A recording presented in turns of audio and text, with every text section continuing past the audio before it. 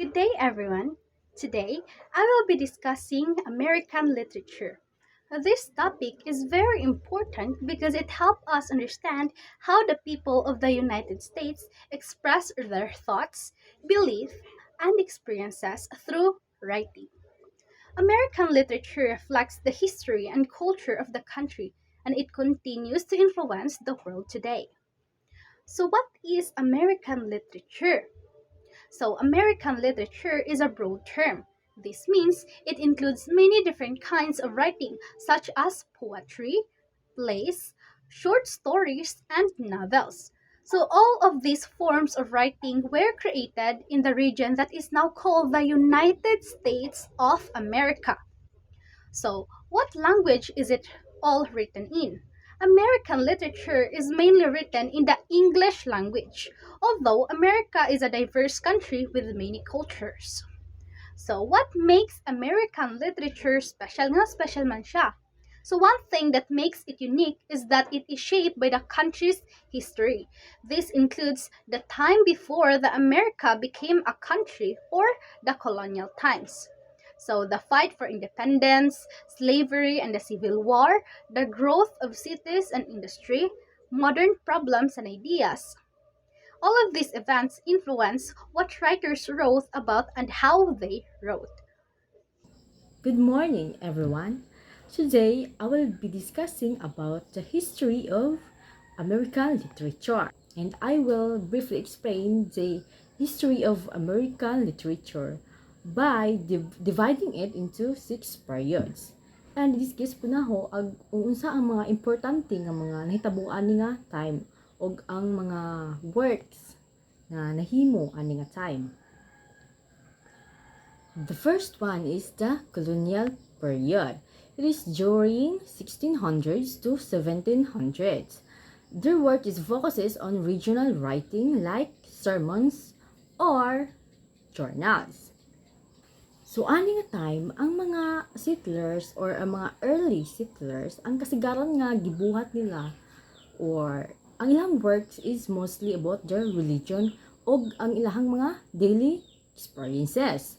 The common writings were sermons like kung sermons, di ba? Is about church talks, about sakuan, Ginoo, di ba? And diaries, itong mga daily experiences nila, mga letters nila. Ano nga time, one well-known writer is si Anne Bradstreet, the first public American poet. Another is si Jonathan Edwards. Siya ang katong nagsuwat sa strong religious messages. He wrote the strong religious messages like sinners in the hand of an angry cat. Their works show how important religion was in early America. Tumauto sila duha ang mga writers during colonial period. And that is all about the colonial period. Now, let's dive into the second period, which is the Revolutionary period during 1700s. So, unsa may nahitabuan nga time? So, political writing supporting independence when people wanted freedom from British. So, ang mga American gusto sila og kanang freedom kay colonize man sila sa mga British. Writers focus on politics. Mauna ang mga writers dito kasi galing sila mga works ani nga period nag-focus sila sa revolution about ng independence. Muna ilang work kay gusto man sila the writer during this time is Thomas Paine. So the writer during this time is Thomas Paine. He wrote Common Sense, which helped convince Americans to fight for freedom. So kato iyang gisuwat ng work mo'y nakatabang para sa American nga convince sila para mo ipaglaban ng ilang freedom. Diba? Pareha na po sa gibuhat sa ato ang national hero nga si Dr. Jose Rizal. Diba nagsuwat siya og kanang libro? Diba pareha na sa ato ang national hero nga si Dr. Jose Rizal? Diba nagsuwat siya og libro para mabukaw ang mga Filipino nga ipaglabang ang ato ang independence or freedom. Another writer is Alexander Hamilton. He wrote the Federalist Papers together with James Madison and John Jay, and it explained how the new US government would work. Writings were full of patriotism and strong opinions. So that is the revolutionary period. Okay, the next is Romanticism and Transcendentalism during 1800s.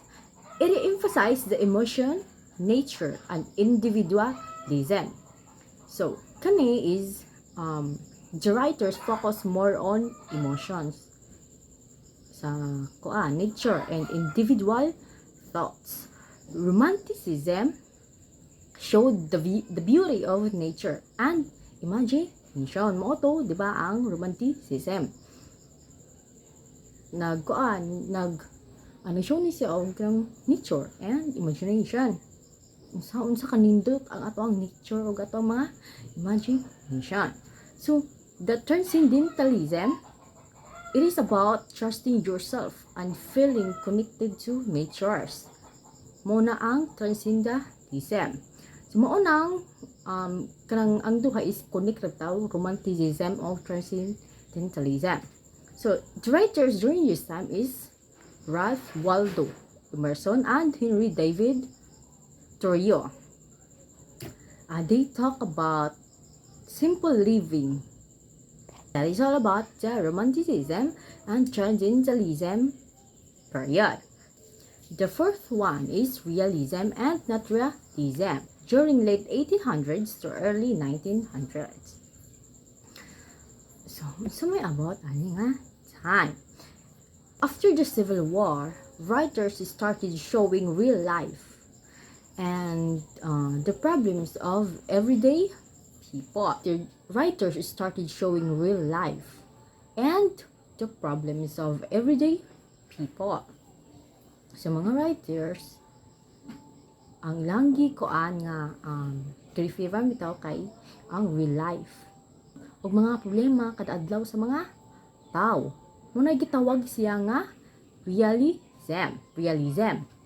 So Mark Twain wrote about life along the Mississippi River in The Adventures of Huckleberry Finn. Moto ang realism. Ang naturalism naman is a close style, and it showed how people are affected by their environment and life situation. Iba ang realism is moto ang real life, ang problema sa mga tao. Meanwhile, naturalism na-show siya ang apekto giunsa ang mga tao pag-apekto sa environment and life situations. So Stephen Crane wrote about how hard life was, especially katong mga pobre nga mga tao. Kay di ba mo to'y mas apektado jud kay syempre wala jud poor sila. Ano mao to ang realism and naturalism. The fifth period is the modernism during 1910 and 1940s. Modernism reflected change, war, and disillusionment.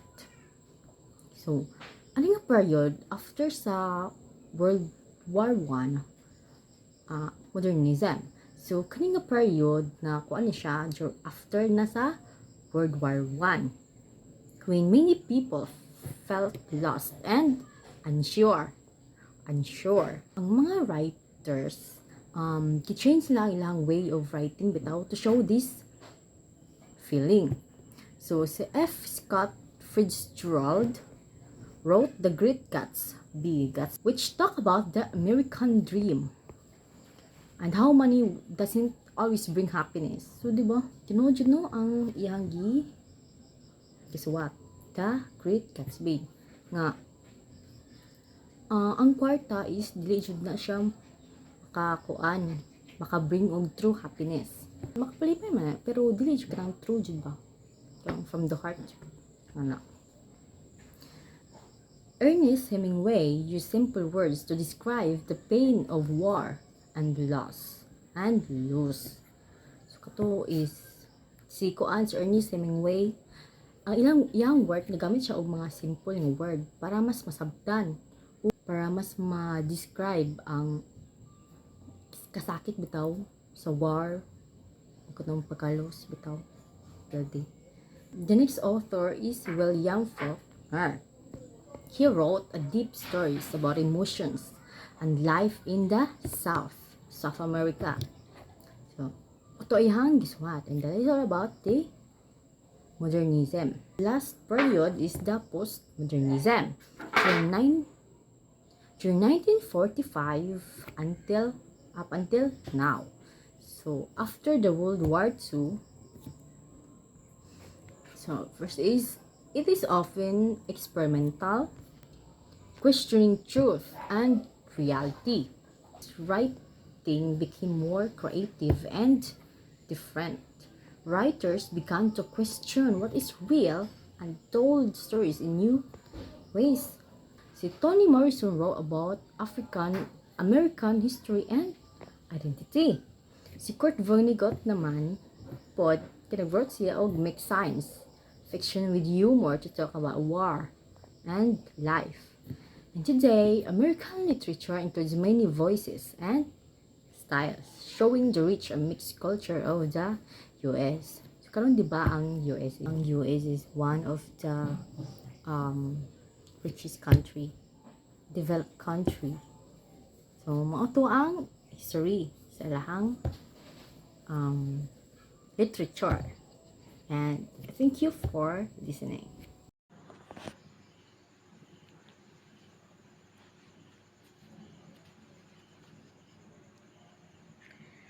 Good evening to everyone. Good evening, Ma'am Yvonne. Good evening to my dear classmates. And I am here right now to discuss the features of American literature. And I know while ago, we discussed the features of Asian literature. So right now, I would like to discuss the features of Western literature. That means, na apila po dira ang American literature. And we all know that America is a liberate country, especially United States. And I remembered in our discussion in my first sem course, Understanding the Self, that Western people are more focused on themselves. Um, that is why, in my own perspective, I I found it unique, the American literature, because they are more free, liberated. Yeah, and right now, um, I'll discuss the 8 features of American literature.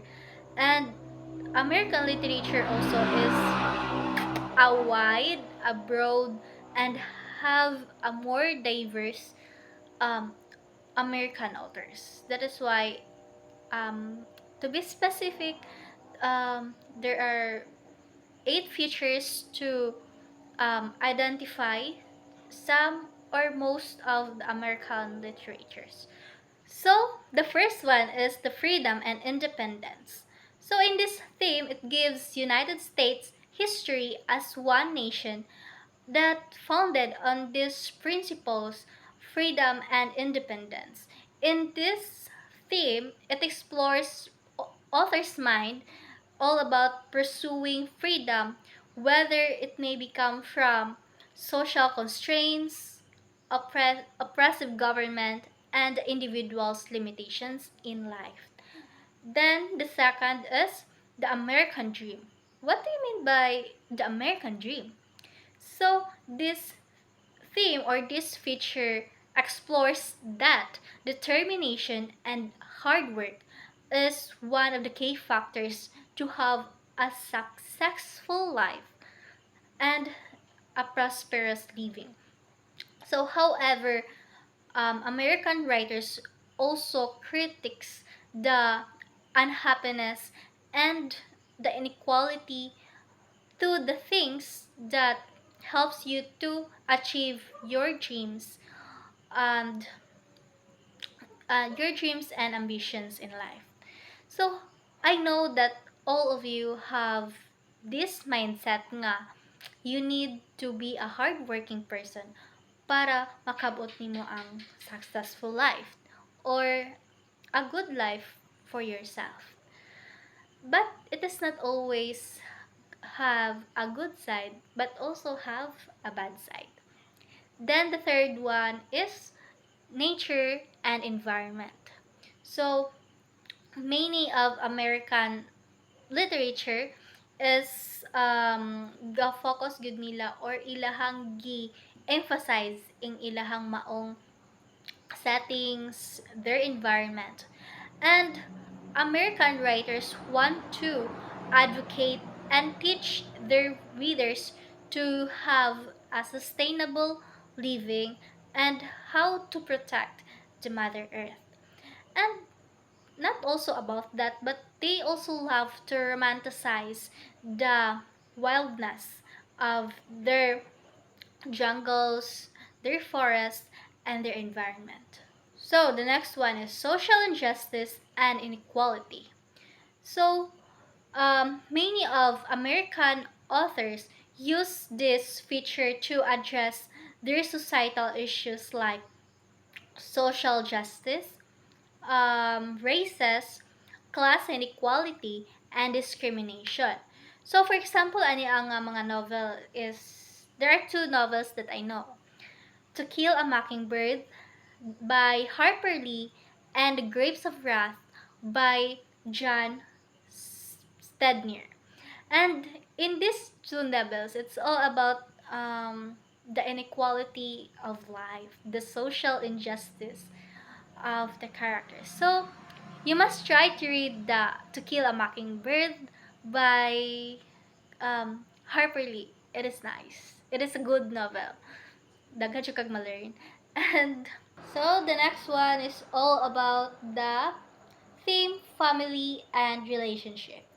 Family dynamics, relationships, parents and children is important in the American literature because they also believe that they need to acknowledge the relationship and the complexities of human relationships. So I also believe that it is essential to acknowledge your family's the background of relationships towards the person. And yeah, it is a most common features that you may see in American literature. Next is coming of age. What do you mean by coming of age? Coming of age is all about, it is a theme that all about the journey of a character to his or her childhood from adulthood. So it explains the challenges, the struggles, and the new discoveries of a certain character o unsay main character ana. So nag-base gyud siya sa iyahang whole life and kanabitaw unsay iyahang mga na challenge, iyang mga nasinati nga mga kanang gipangbati or mga challenges nga iyahang na encounter ana nga specific stage. So the best example of this is the novel of Mark Twain, The Adventures of Tom Sawyer. This novel also is one of the famous novel in American literature. Second to the last is War and Conflict. War and Conflict is a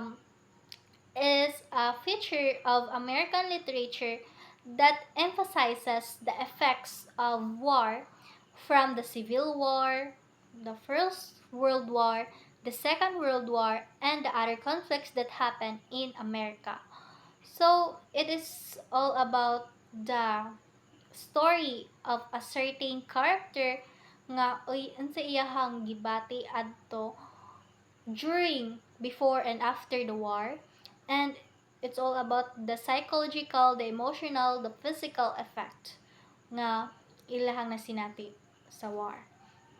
And the last one, the American West. The American West is all about, it is a theme that usually associated with the Western frontiers. But before we go that, um, this feature, it reflects to the, or it resonates the settings, the themes, the characters and symbols nga makuan sa Western America. Or moong giingon nga Western frontier. Unsa day na?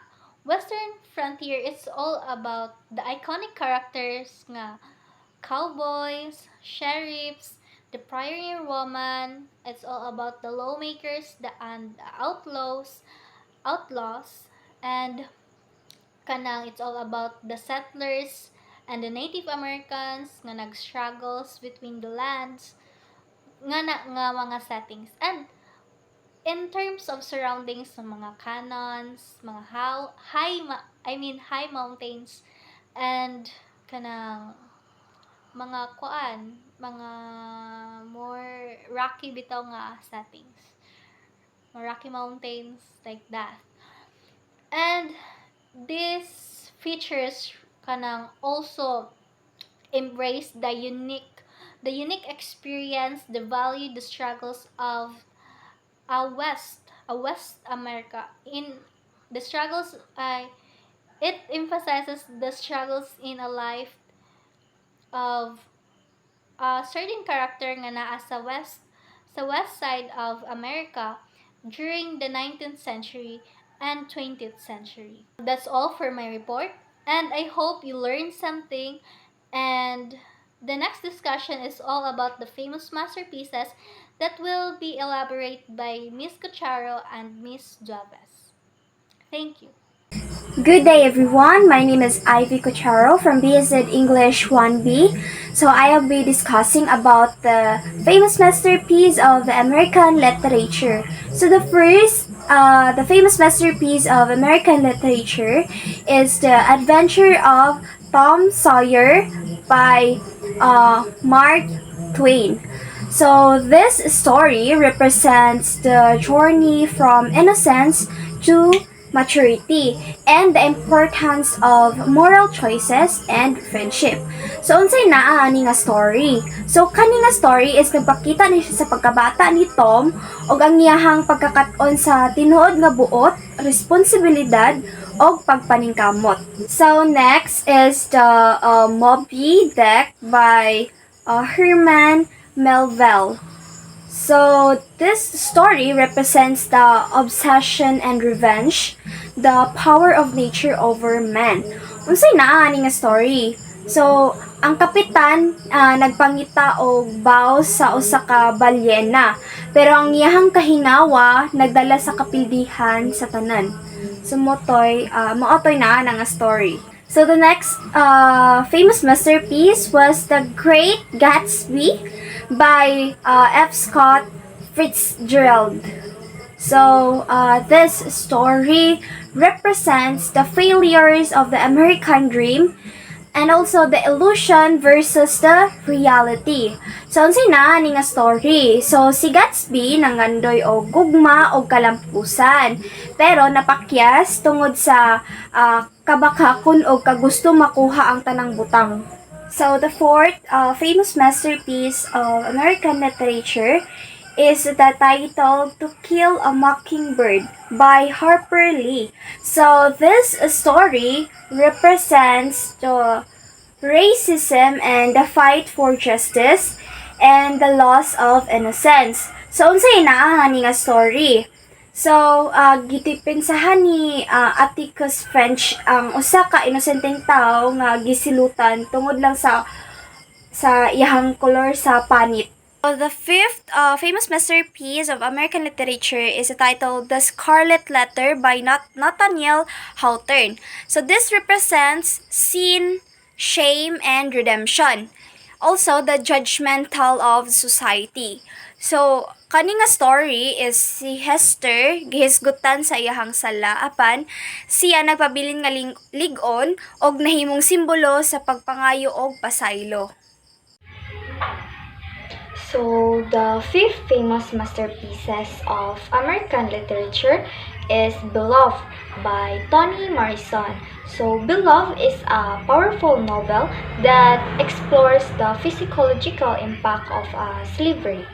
So, based on the true story of a runaway enslaved woman, it combines historical realisms with elements of magical realisms. Morrison's poetic language and deep themes of memory, trauma, and motherhood have made this book a cornerstone of American literature and earned her the Nobel Prize in Literature. So, the second famous masterpieces is of Mice and Men by John Steinbeck rather. These novels follows two displacement ranch workers during the Great Depression. Steinbeck explores themes of friendships, loneliness, and American dream through simple yet profound storytelling. So its emotional deep and social commentary have made it a staple in schools and a lasting part of American literary culture. So, the eighth, The Catcher in the Rye by Salinger, narrated by the disillusioned teenager Holden Caulfield. This novel captures the struggles of adolescence and alienation. It resonated with generations of readers and helped shape the modern voice of youth in American fiction. So Salinger's unique style and honest portrayal of teenage against have made it a modern classic. So the Night, The Grapes of Wrath by John Steinbeck. This Pulitzer Prize-winning novel tells the story of a poor family migrating west during the Dust Bowl. So Steinbeck's vivid depiction of economic hardship, injustice, and human resilience gave voice to the struggles of working-class Americans and contributed by social awareness and reform during the 20th century.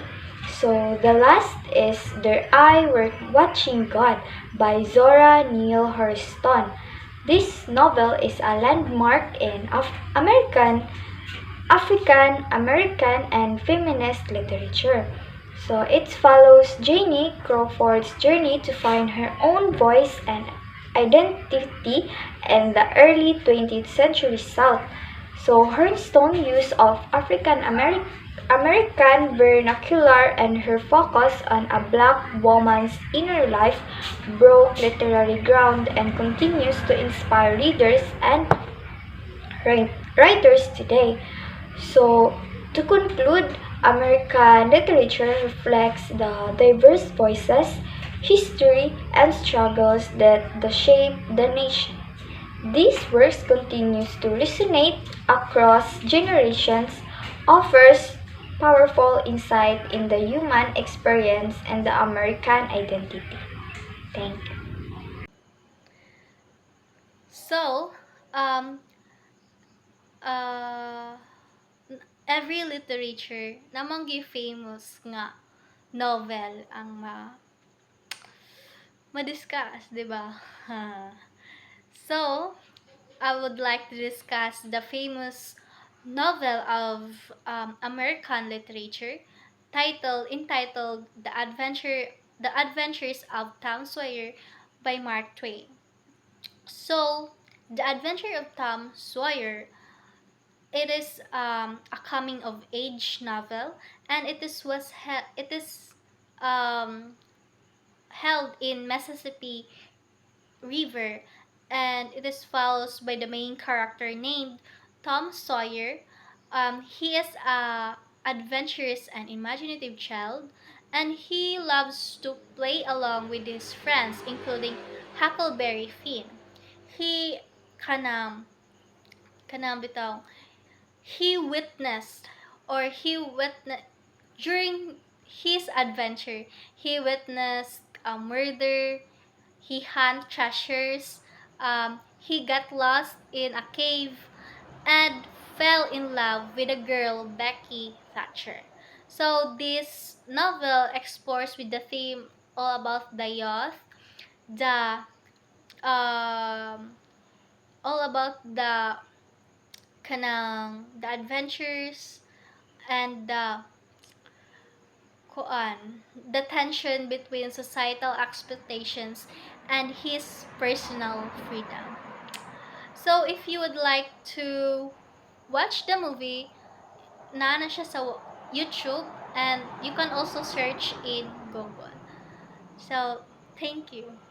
That's all.